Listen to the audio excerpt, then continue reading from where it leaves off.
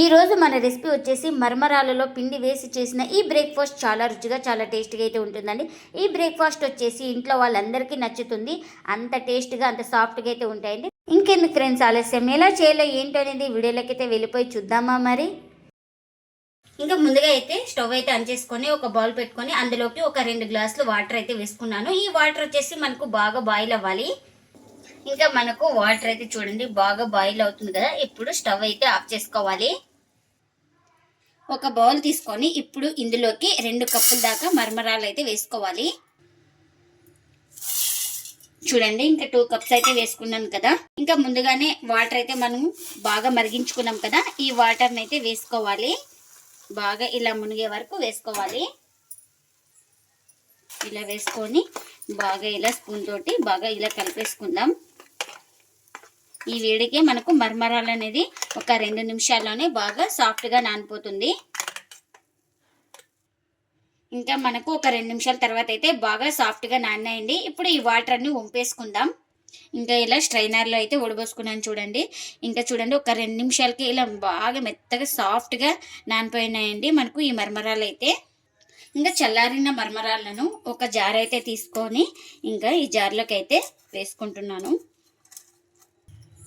ఇక్కడ ఇంకా మనం మూత పెట్టేసుకొని స్మూత్గా గ్రైండ్ చేసుకోవాలి. ఇంకా గ్రైండ్ చేసుకున్న పేస్ట్ను ఒక బౌల్ తీసుకొని ఇంకా అందులోకి అయితే వేసుకుంటున్నాను. చూడండి ఇలా బాగా మెత్తగా పేస్ట్ చేసుకోవాలి. గ్రైండ్ అవ్వకపోతే ఒక 2 స్పూన్ల దాకా వాటర్ అయితే వేసుకొని బాగా మెత్తగా గ్రైండ్ చేసుకోవాలి. ఇంకా నేను ఇక్కడ ముందుగా 1 కప్పు పిండి అయితే వేసుకుంటున్నాను. మన ఏ పిండి అయినా వేసుకోవచ్చు, గోధుమ పిండి కానీ మైదా కానీ. ఇంకా రుచికి తగినంత సాల్ట్. ఇంకా ఇప్పుడు పిండి సాల్ట్ వేసుకొని ఒకసారి మొత్తం ఇలా బాగా కలిపేసుకుందాం. మనకు పిండి ఎంత పడితే అంత వేసుకోవాలి. ముందుగా నేను ఇక్కడ 1 కప్ అయితే వేసుకున్నాను. ఇంకా మనకు కాస్త పొడి పిండి పడితే వేసుకోవాలి. ఇలా కలిపిన తర్వాతే వేసుకోవాలి. ఇంకా చూడండి నాకు ఇంకా పిండి అయితే పడుతుంది. ఇప్పుడు మరొక 1/2 కప్ అయితే పిండిని అయితే వేసుకుంటున్నాను. మొత్తం వచ్చేసి నాకు ఇక్కడ 1/4 కప్ అయితే పట్టింది పిండి అయితే. ఇంకా ఈ పిండి కూడా వేసుకొని మొత్తం ఇలా బాగా కలిపేసుకుందాం. ఇంకా చపాతీ పిండిలాగా బాగా తడిపేసుకోవాలి. అలా వచ్చేవరకైతే చూడండి ఇలా సాఫ్ట్గా బాగా పిండిని అయితే తడిపేసుకున్నాను. ఇంకా ఇప్పుడు కొంచెం ఆయిల్ అయితే వేసుకొని మొత్తం ఇలా పిండిని బాగా కలిపేసుకోవాలి. ఇక్కడ పిండి వచ్చేసి మనకేం కొలతలు అయితే లేదండి. మనము మరమరాల పేస్ట్లో ఎంత పిండి పడుతుందో అంత వేసుకుంటూ బాగా చపాతీ ముద్దలా వచ్చే వరకు బాగా సాఫ్ట్గా కలిపేసుకోవాలి. ఇంకా ఇలా మొత్తం బాగా కలిపేసుకొని ప్లేట్ అయితే పెట్టేసుకొని ఒక 10 నిమిషాలు పక్కన పెట్టేసుకుంటే మనకు పిండి అనేది బాగా సాఫ్ట్గా నానుతుంది. ఇప్పుడు ఒక 10 నిమిషాల తర్వాత అయితే చూడండి పిండి చూపిస్తున్నాను. చాలా సాఫ్ట్గా నానింది కదా పిండి అయితే మనకు. ఇంకా ఇలా ఒకసారి మొత్తం బాగా కలిపేసుకుందాం.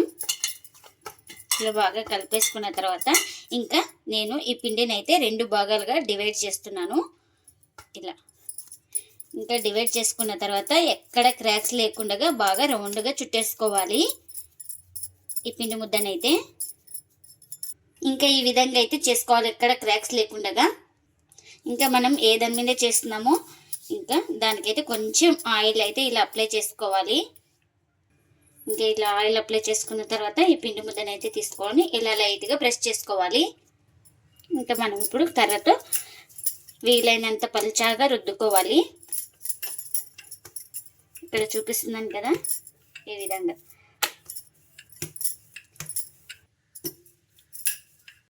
ఇంకా ఈ విధంగా పలుచాగా రుద్దుకోవాలి. ఇంకా ఇప్పుడు ఇలా పిజ్జా కట్టర్ ఉంటే పిజ్జా కట్టర్ అయితే తీసుకొని ఇలా లైన్స్ అయితే వేసుకోవాలి. నేను ఇక్కడ చూపిస్తున్నాను కదా, లేదంటే నైఫ్తో కూడా వేసుకోవచ్చు. ఇలా మొత్తం వేసుకోవాలి.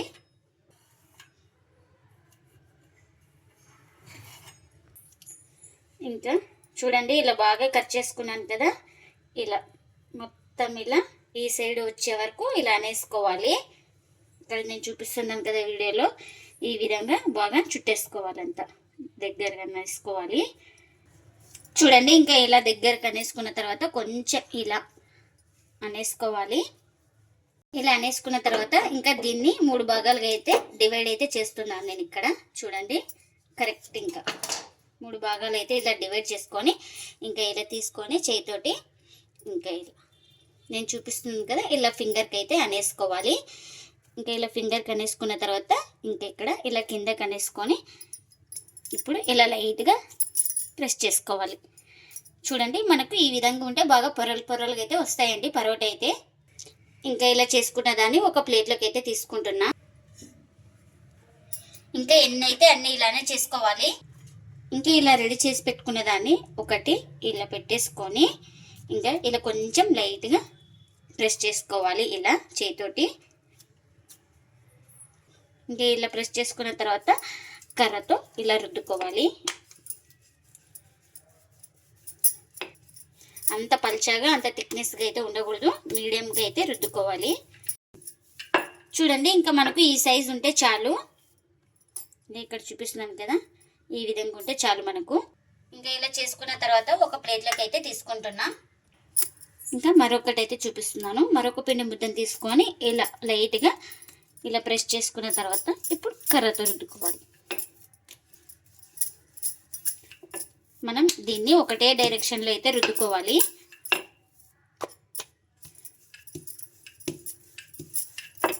ఇంకా ఎన్ని అయితే అన్ని ఇలానే రుద్దుకోవాలి. ఇంకా కాల్చుకోవడానికి పెన్నం కూడా పెట్టేసుకున్నాను. పెన్నం కూడా హీట్ అయిందండి. మనం ఇలా రెడీ చేసి పెట్టుకున్నాం కదా పరోటానైతే ఒక పరోటానైతే ఇలా పెన్నం పైన వేసుకుంటున్నా. ఇది కొంచెం కాలిన తర్వాత మరో వైపుకి అయితే టర్న్ చేసుకోవాలి. ఇంకా ఇప్పుడు ఒక సైడ్ కాలిన తర్వాత అయితే మరో వైపుకి అయితే ఇలా టర్న్ చేస్తున్నాను. ఇంకా ఇప్పుడు ఆయిల్ అయితే వేసుకుంటున్నా. మీరు ఆయిల్ ప్లేస్లో బటర్ కానీ గీ కానీ ఏదైనా వేసుకోవచ్చండి. చాలా టేస్ట్గా అయితే ఉంటాయి ఈ పరోటాలు అయితే. మరమరాలతో చేసుకున్నాం కదా చాలా టేస్ట్గా అయితే ఉంటాయి. అంటే ఈ సైడ్ కూడా ఇలా ఆయిల్ అయితే అప్లై చేసుకోవాలి.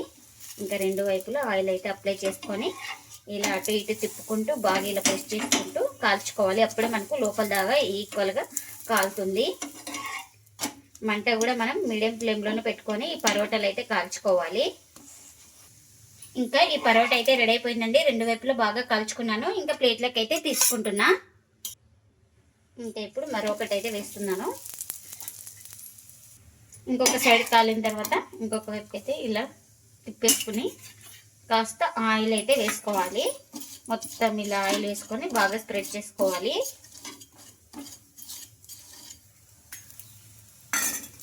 ఇంకా రెండు వైపులా బాగా అటు ఇటు తిప్పుకుంటూ బాగా కాల్చుకోవాలి.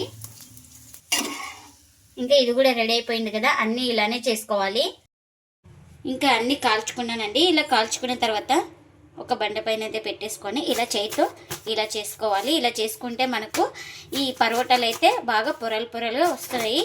బాగా ఇలా బాగా గట్టిగా ప్రెస్ చేసుకుంటూ బాగా ఇలా కొట్టేసుకోవాలి. ఇక్కడ చూపిస్తున్నాను కదా వీడియోలో ఆ విధంగా ఇలా వేడి మీద ఉన్నప్పుడే అనేసుకుంటే మనకు బాగా పొరలుగా వస్తాయి. చూడండి ఎంతో టేస్టీగా ఉండే మరమరాలతో అయితే పరోటాలు అయితే రెడీ అయిపోయినాయండి. ఇంకా ఇవి ప్లేట్లోకి అయితే సర్వ్ చేస్తున్నాను. చూడండి చాలా పొరలుగా ఉన్నాయి పరోటా అయితే మనకు.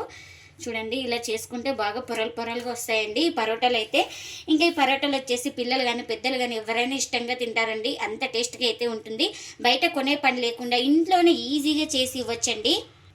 ఇంకా ఈ పరోటా వచ్చేసి వెజ్ కానీ నాన్ వెజ్ కానీ ఏదైనా సర్వ్ చేసుకుంటే చాలా టేస్టీగా అయితే ఉంటుంది. మీరు కూడా తప్పకుండా ఒక్కసారి ఇలా ట్రై చేసి మీకు ఎలా వచ్చిందో కామెంట్ అయితే చేయండి ఫ్రెండ్స్. ఇదండి ఇవాల్టి వ్లాగ్. ఈ వీడియో కనుక నచ్చితే ప్లీజ్ లైక్ చేయండి, షేర్ చేయండి, కామెంట్ చేయండి. అలాగే లైక్ చేసి సపోర్ట్ చేయండి friends. Thanks for watching. Bye bye.